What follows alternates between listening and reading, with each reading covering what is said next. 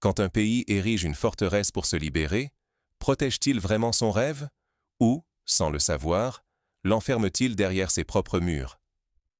Cette question, en apparence simple, se révèle vertigineuse lorsqu'on observe le Burkina Faso aujourd'hui. La réponse n'est jamais binaire. Pour comprendre les enjeux profonds qui se jouent, il faut plonger dans l'épaisseur de l'histoire, dans la mosaïque d'expériences et de choix qui forment le quotidien du Sahel. Le Sahel a longtemps été dépeint comme une terre silencieuse, résignée à la dépendance, ballottée par les vents de l'histoire et les ambitions étrangères. Cette image appartient au passé. Désormais, la région bruisse de colère, de fierté, de changements imprévisibles. Les échos de cet éveil s'entendent dans les marchés surchauffés de Bamako, dans la poussière des routes de Niamey, dans les champs rauques des villages burkinabés. Un nouvel élan traverse la région, fragile mais décisif, comparable à un funambule marchant sur un fil tendu entre tradition et modernité. Au centre de cette tempête, un visage s'impose, Ibrahim Traoré. Ce jeune président du Burkina Faso incarne une génération africaine qui refuse l'humiliation, qui transforme la souveraineté en discipline quotidienne plutôt qu'en simple cri de ralliement. Il ne s'agit plus de réclamer la liberté, mais de la construire, pierre après pierre, par des actes concrets et une vision partagée. Ici, la liberté n'est pas un mot, mais un effort collectif, une exigence, une austérité acceptée. Prenons l'exemple de la politique minière. Depuis des décennies, l'or du Burkina Faso engraissait des multinationales étrangères, tandis que les villages alentours restaient pauvres. Sous l'impulsion de Traoré, de nouveaux contrats ont été renégociés, imposant un partage plus équitable des richesses. Un village comme Yako, longtemps oublié, a vu la construction d'écoles et de dispensaires grâce à la redistribution des revenus miniers. Ce sont des changements concrets, visibles, qui incarnent la volonté de souveraineté. Mais cette radicalité fascine autant qu'elle inquiète. Autour du Burkina Faso, le monde observe, partagé entre admiration et crainte. Car bâtir une forteresse, c'est aussi risquer l'isolement. L'histoire regorge d'exemples où la volonté de se protéger a mené à l'isolement, de la Corée du Nord à l'Albanie d'Enver Hoxha. La frontière entre protection et enfermement est ténue. Chaque décision prise aujourd'hui pèse sur le destin de millions d'Africains, mais aussi sur l'image de l'Afrique dans le monde. Ce qui se joue au Burkina Faso dépasse de loin ses frontières.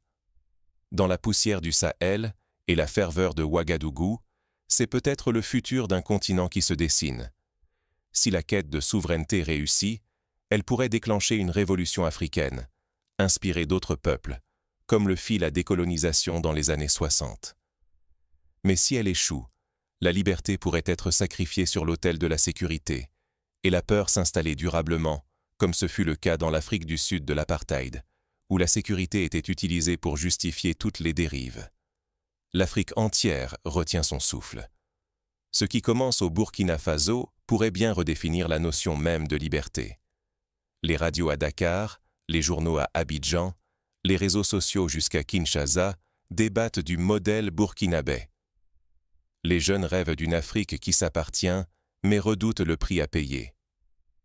Mais qui est vraiment Ibrahim Traoré, et comment a-t-il su capter l'esprit d'une époque?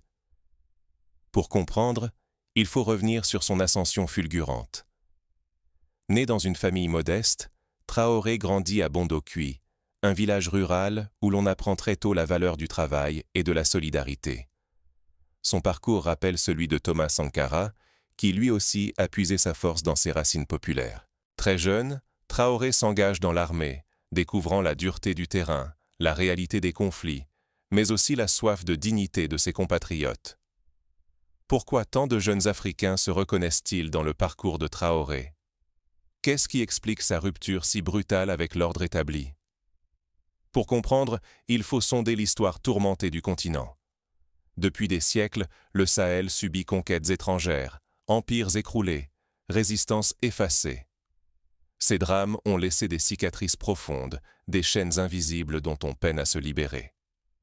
Un jeune étudiant de Waïgouya racontait récemment « Nos livres d'histoire sont remplis de noms de conquérants, rarement de héros africains. » Traoré, c'est la revanche de l'anonyme contre le système. Patrice Lumumba, Thomas Sankara, Muammar Kadhafi. Autant de figures qui ont rêvé l'Afrique souveraine. Chacune, à sa manière, a défié la peur, l'ingérence extérieure, la trahison. Pourtant, leurs destins ont presque tous été brisés, leurs rêves étouffés par les forces qu'ils combattaient. L'assassinat de Lumumba au Congo, la chute de Kadhafi en Libye, le meurtre de Sankara au Burkina. Ces tragédies pèsent encore, comme une menace invisible sur tout leader qui ose s'écarter de l'orthodoxie internationale. L'indépendance africaine, arrachée au prix du sang, n'a jamais été acquise pleinement.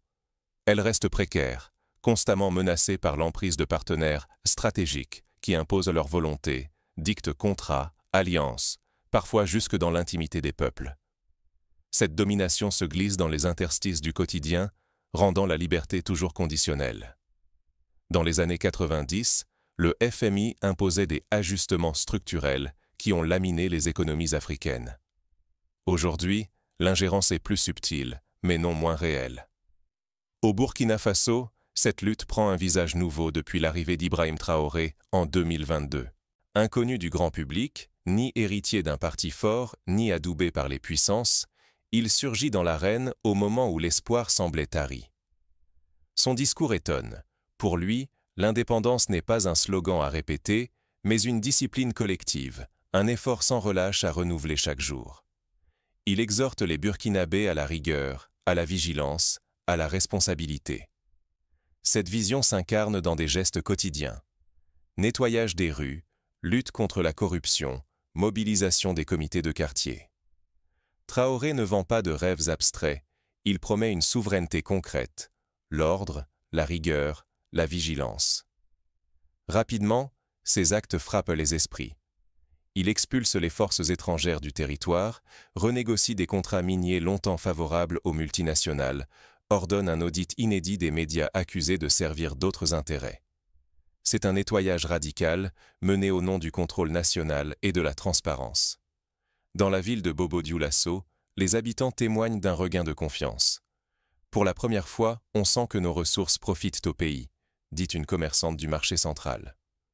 Pour beaucoup de jeunes, lassés des promesses trahies et des élites compromises, cette intransigeance réveille la mémoire de Sankara.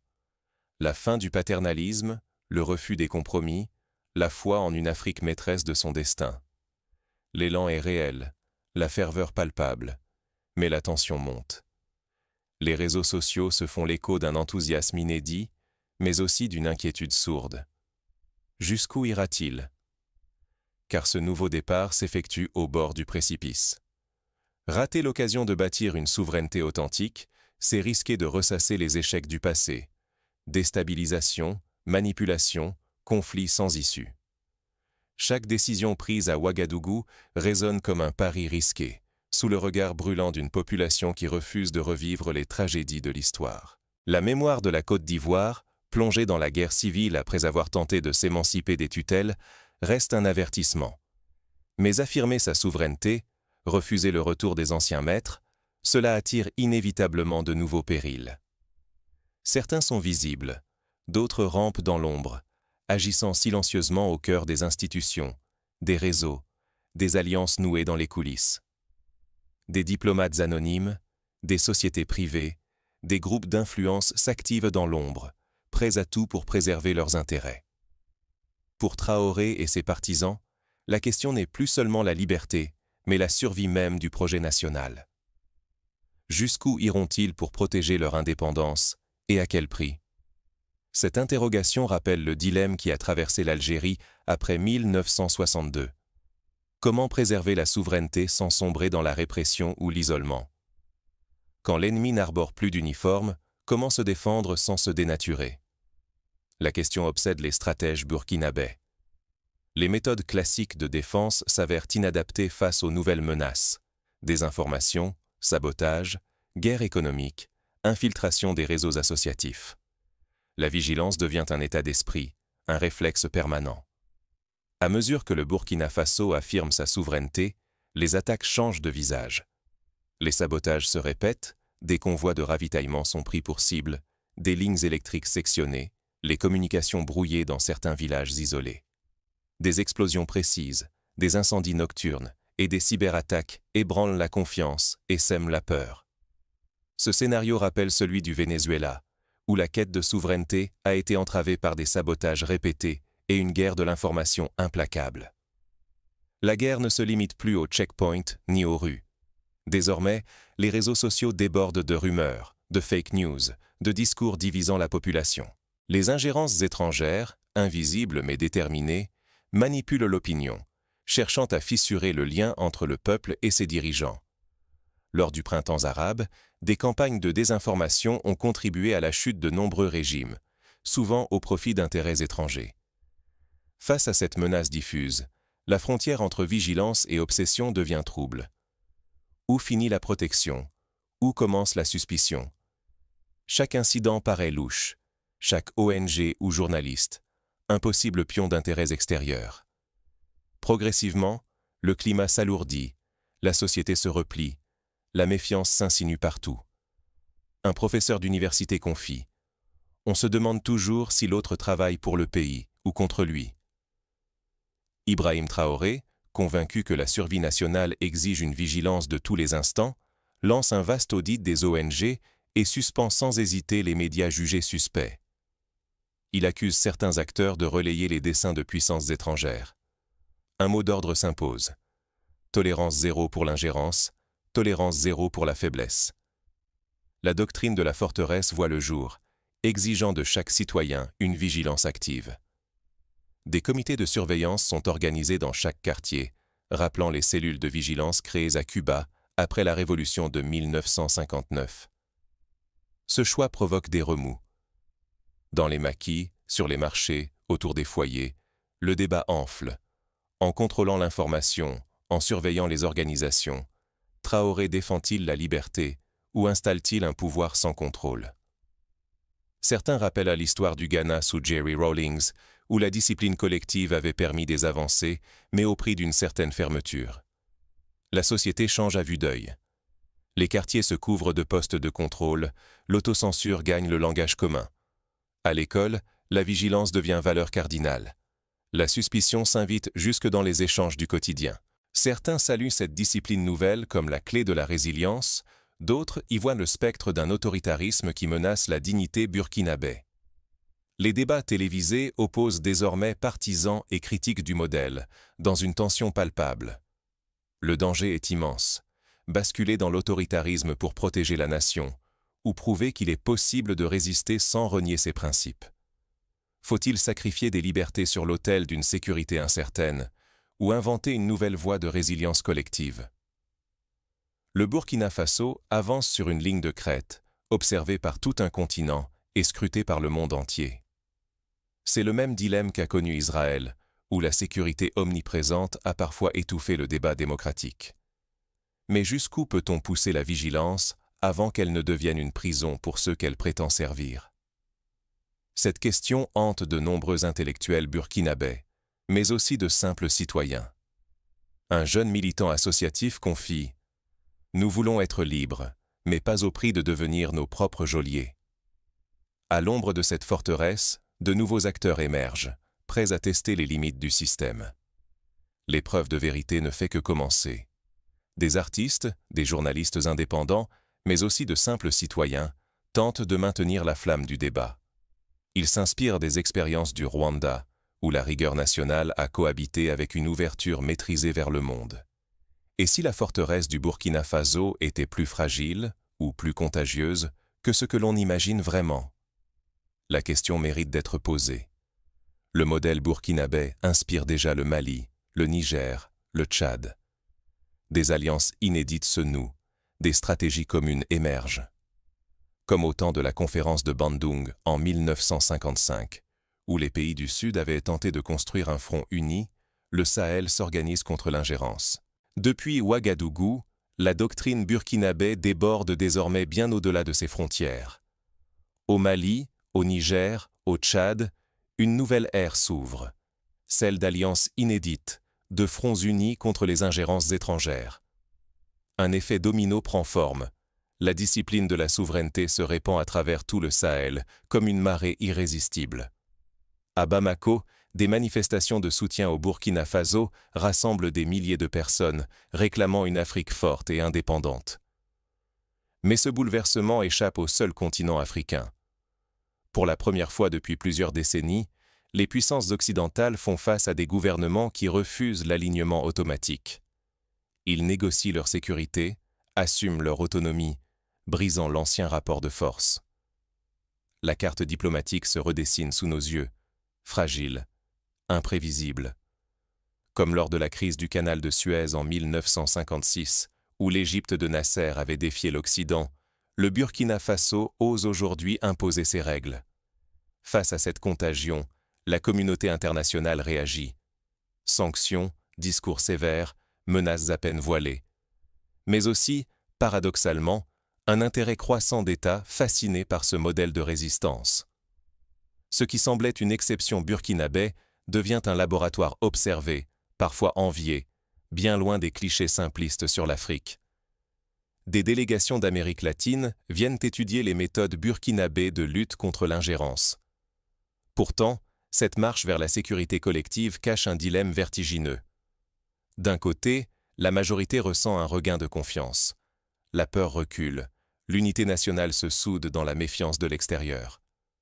Mais de l'autre, une inquiétude sourde grandit.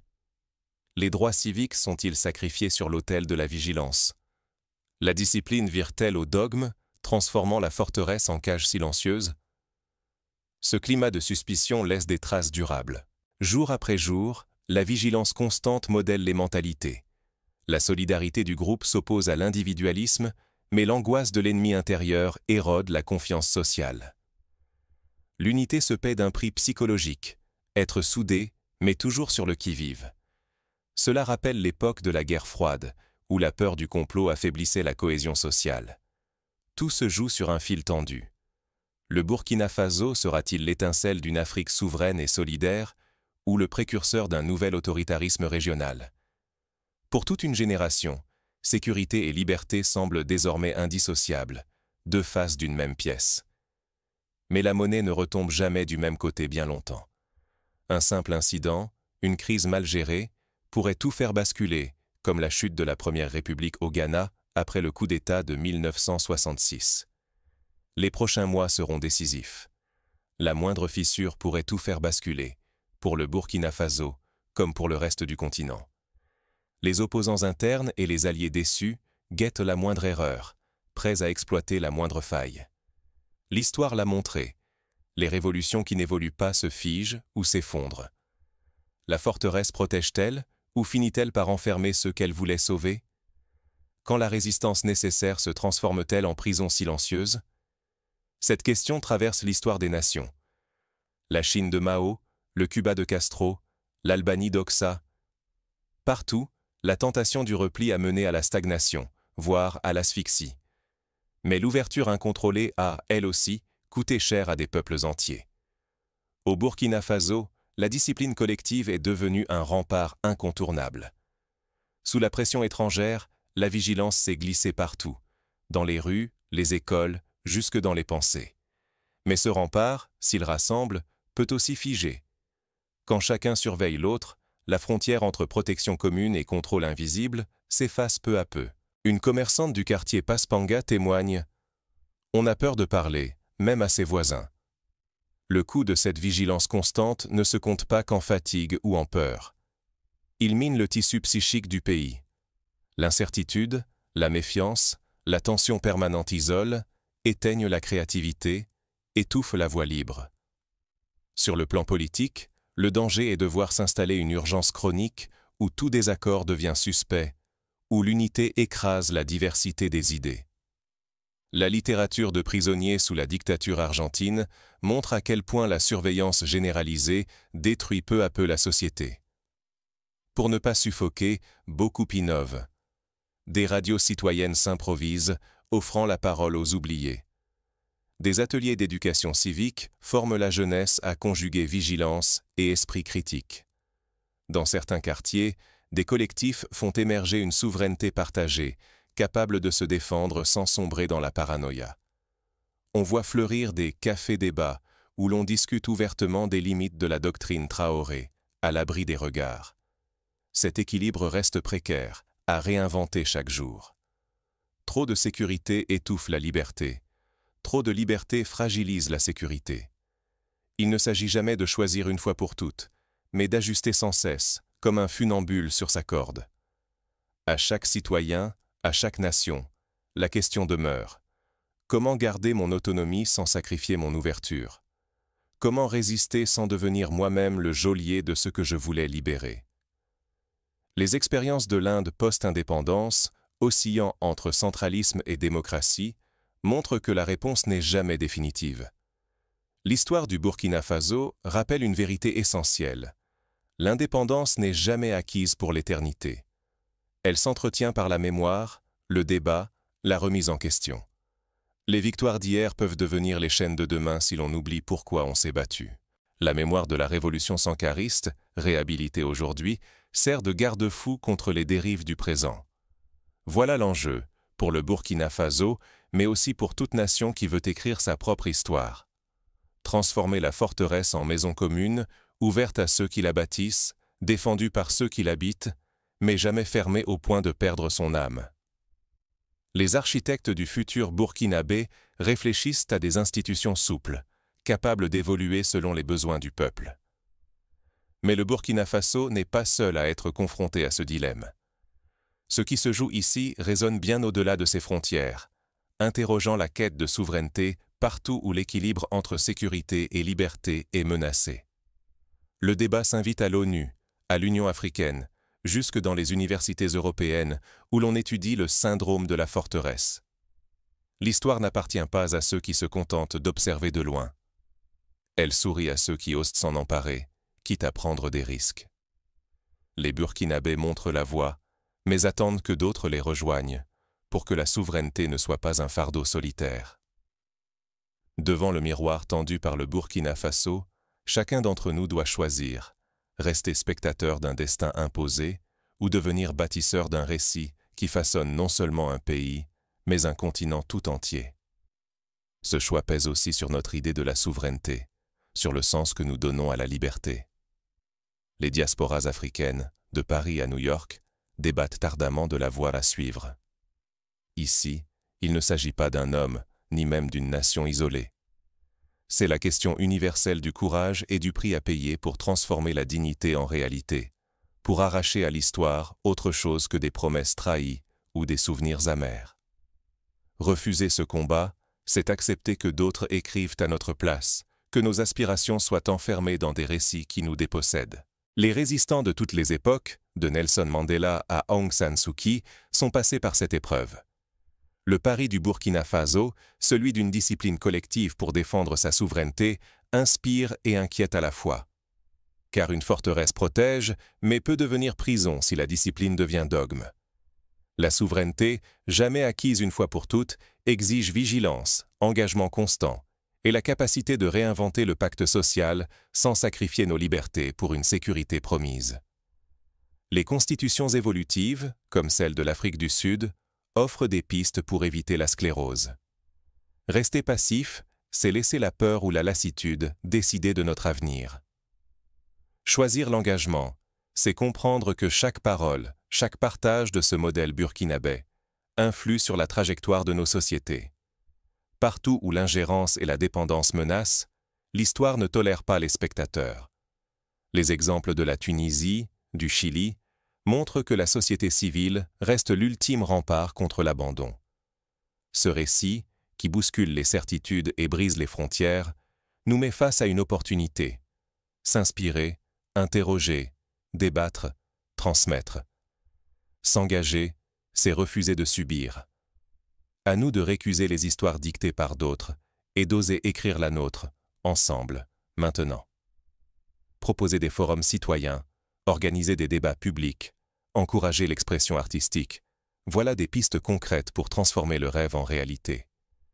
Car la prochaine étape ne sera plus écrite seulement par des dirigeants, mais par des peuples capables de reprendre la plume et de redéfinir collectivement leur souveraineté. À chaque génération, son défi. À celle du Burkina Faso, celui de transformer la forteresse en pont, la vigilance en confiance et la discipline en liberté partagée. Le monde regarde, l'Afrique espère. Et si la vraie révolution, c'était d'inventer un nouveau pacte entre sécurité et liberté, entre protection et ouverture? C'est là, dans cette tension, que tout se joue. Et vous, de quel côté du mur choisirez-vous d'écrire l'histoire?